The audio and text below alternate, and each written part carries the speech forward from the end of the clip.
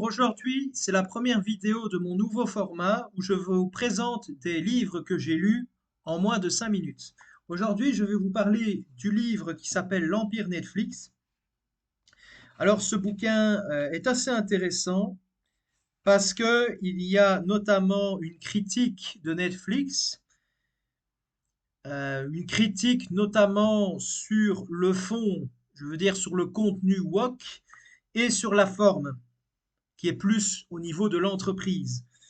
Alors, nous avons notamment dans le bouquin une explication du fond universaliste du contenu, fond universaliste qui vient de ce qu'on appelle les Pilgrim Fathers. Ce sont du Mayflower, si vous connaissez l'histoire, ce sont les Britanniques qui ont été dans le Nouveau Monde au XVIIe siècle, qui étaient un peu les pèlerins, les pères pèlerins. Alors, il y a différentes séries que ce bouquin parle. Sense8, qui est un scénario vraiment de gauchiste, hein, avec une diversité raciale, avec évidemment une diversité au niveau du genre. Évidemment, c'est une mondialisation sexuelle, comme ils le disent, mais évidemment à la condition que ça rapporte un max. Puis il y a une autre série dont il parle, qui montre bien que c'est la décadence. He is expecting, donc ça veut dire il est enceinte. Il est enceint. Oui, parce que vous voyez, aujourd'hui, ça devient compliqué. Et donc c'est un mec qui découvre qu'il est enceinte. Comme j'ai pu vous le dire précédemment dans les deux séries, surtout dans la série Sense8, il y a toujours des préoccupations de genre ou de race. Il y a eu notamment, pas seulement, et c'est pour ça que c'est assez dangereux, un levier politique de Netflix. Ça veut dire qu'il y a eu Ted Sarandos qui a levé des fonds pour la seconde campagne d'Obama. Cette génération Z, c'est la génération actuelle qui consomme le plus de Netflix. Il y a Disney qui est quand même aussi assez dangereux parce que même si soi-disant ce sont leurs concurrents, ils jugent une loi, notamment en Floride, qui est jugée homophobe, mais puisque Disney a beaucoup de pouvoir, elle peut mettre la pression sur les États, c'est pour ça que c'est assez dangereux. Il y a une censure désormais vigilante. Il y a, mais ça c'était la préface. Alors maintenant, dans ce qui concerne l'introduction, il y a notamment 221 millions d'abonnés en 2022, 1 milliard d'heures de visionnage. En 2015, il y a eu, enfin, 144 nouvelles séries qui ont été lancées, 168 en 2020. Ça peut paraître comme ça, pas tellement que ça, mais voilà, c'est en l'espace de 4 ans, voilà, il y a eu l'équivalent de 24 nouvelles séries, ce qui n'est quand même pas rien. Aujourd'hui, malheureusement, comme j'ai pu vous l'expliquer, notamment, bon, je fais faire le lien avec ce qui se passe avec ma nouvelle série, il y a le binge-watching. Euh, Binge-watching, ça veut dire en gros que les gens essayent de visionner une série le plus rapidement possible pour une histoire d'une dizaine d'euros par mois. Et en fait, Netflix utilise notre temps de cerveau disponible. Et en fait, Netflix a su notamment se nourrir du soft power des libéraux et de la guerre culturelle. Il y a notamment aussi, ben, vous voyez, si c'était seulement les gauchistes qui faisaient leur message politique dans leur coin, ok. Mais là, en plus, s'ils s'attaquent aux dits populistes, ben, ça veut dire qu'ils s'attaquent aussi aux gens de droite, parce qu'il y a aussi des populistes de gauche, mais voilà. Et donc, ils veulent un village mondialisé progressiste. Mais il est possible qu'un de ces jours, Netflix tombe de son piédestal, puisqu'en 2022, ils ont perdu, en l'espace de pas très longtemps, hein, 2 millions d'abonnés, en l'espace d'un semestre. Et Elon Musk, notamment, maintenant, s'attaque à Netflix.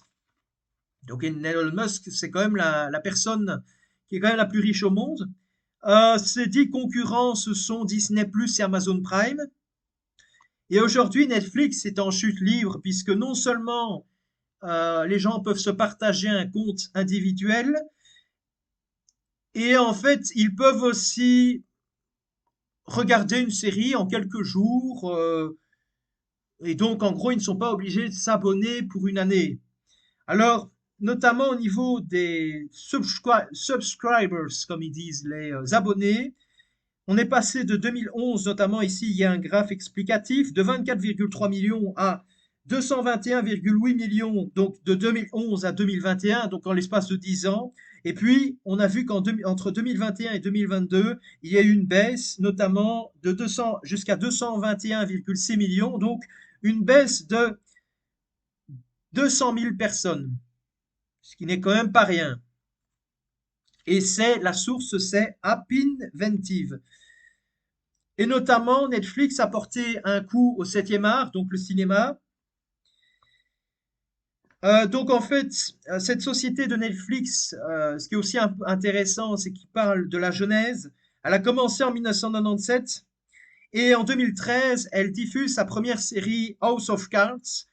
Et notamment plus tard, elle va se doter de son propre studio et elle va créer deux séries quand même qui ont fait le succès de Netflix, Stranger Things et La Casa del Papel. Ce qui est quand même assez étrange, c'est qu'au départ, Netflix n'était pas, enfin, je veux dire, ces séries étaient peut-être un peu politisées. La Casa del Papel, c'est la chanson Bella Ciao, donc c'est une chanson assez révolutionnaire. Mais je veux dire par là que c'était pas aussi politisé que aujourd'hui en fait.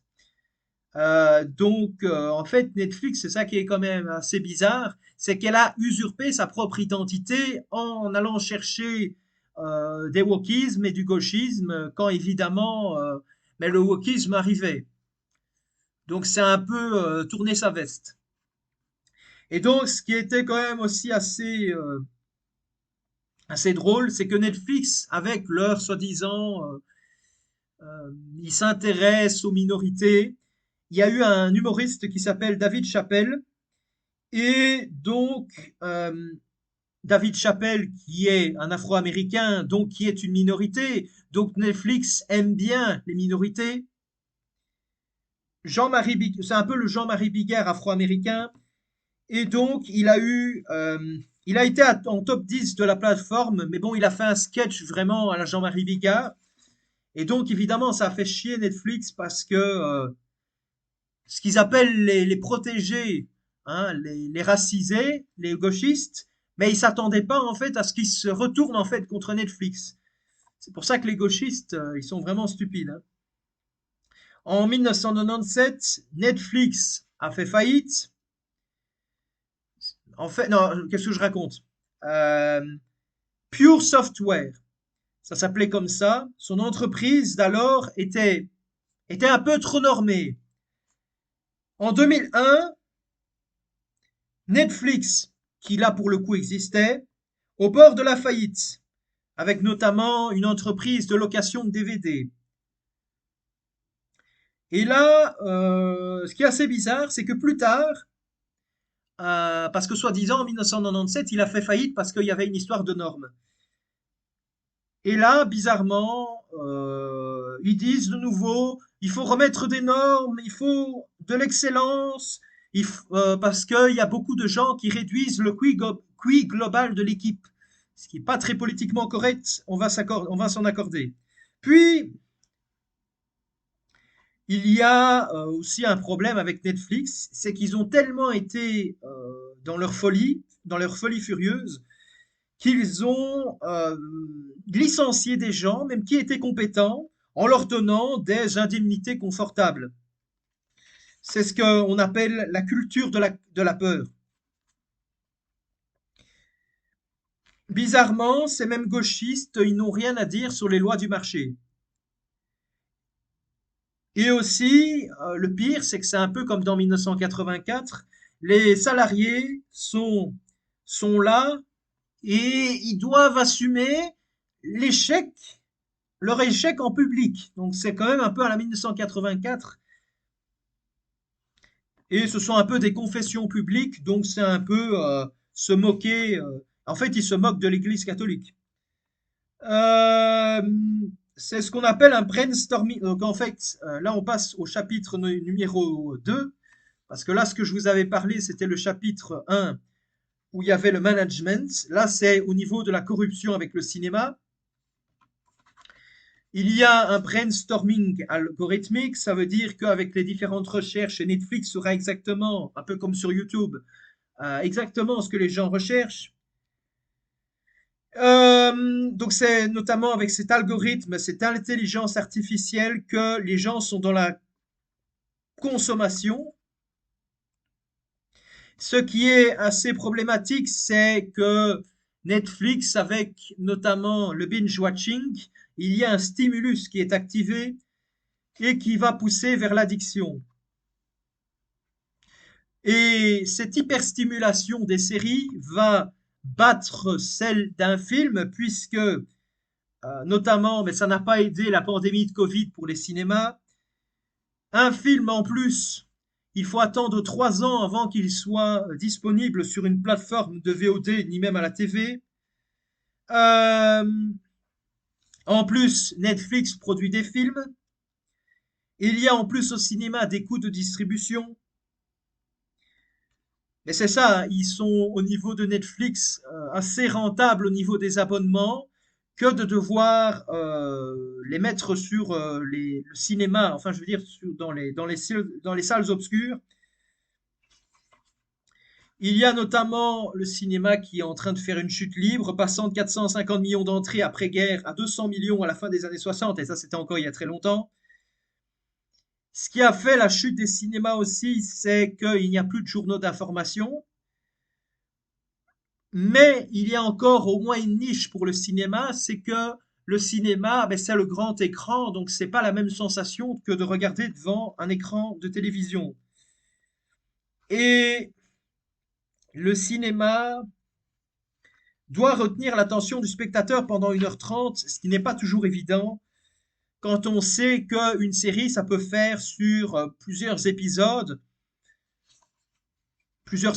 qui peuvent créer des séries de 20 heures, voire plus. Et là, alors, on arrive au chapitre 3, le soft power. Alors, alors McKinsey, de nouveau, hein, parce que c'était pas durant seulement la période de Corona, du coronavirus, il a publié son rapport Diversity Matters. Euh,